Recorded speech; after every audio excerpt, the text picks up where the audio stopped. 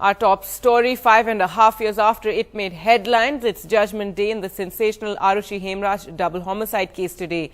In May 2008, just short of her 14th birthday, Aarushi Talwar and the 45-year-old domestic help Hemraj were found dead in the family's home in Noida.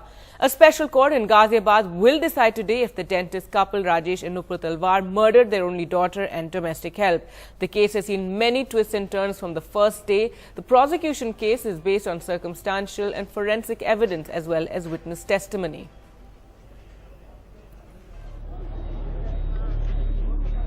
Charged with killing their own daughter, Aarushi's parents in court to stand trial.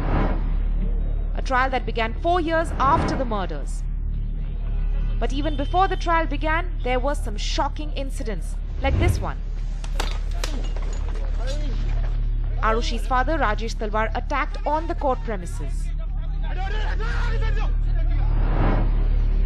The focus soon shifted to Aarushi's mother, Nupur, who was arrested and jailed for 6 months before she was out on bail.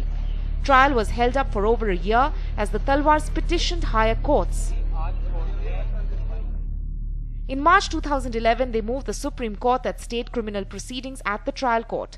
But in January 2012, the Apex Court rejected their plea for quashing the CBI's closure report and directed them to face trial. 2 months later, they again went to Supreme Court to move the case to a Delhi court, but their plea was rejected.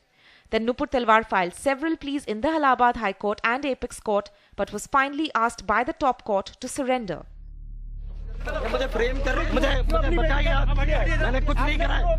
The trial lasted 19 months, during which 39 prosecution and 13 defense witnesses were examined.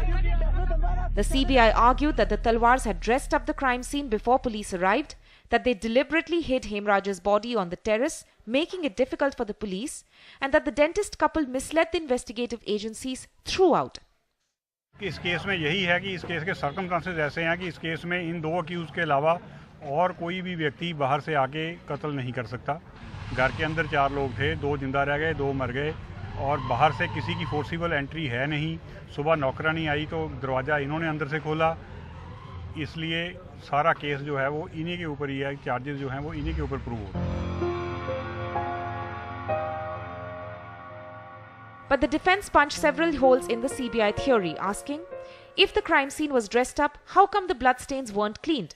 Also, if the injuries on Aarushi and Hemraj were inflicted by Rajesh's golf stick and a scalpel, why did the CBI never seize the scalpel? And also asked, if Hemraj was assaulted in Aarushi's room as the CBI claimed, where's the evidence? जिस तरीके की चोटें उनके sir पे आई है, तो ये असंभव है कि दोनों व्यक्तियों का खून उस कमरे में न मिला हो। सर्जिकल स्केलपेल का कोई इस्तेमाल को लेके न तो वो कभी सीज हुई न कभी मांगी गई, वो भी स्थापित नहीं हो रहा। Most of the forensic evidence was lost in the beginning, as the Noida police didn't preserve the crime scene. But there was one piece of evidence that turned out to be an embarrassment for the CBI. A blood-stained purple pillow cover recovered from the room of Krishna, one of the arrested domestic help. The forensic report said the DNA matched with that of Hemraj. But the CBI soon produced a letter from the lab claiming there was a typo in the name tag of the exhibit and that the tag belonged to Hemraj's pillow.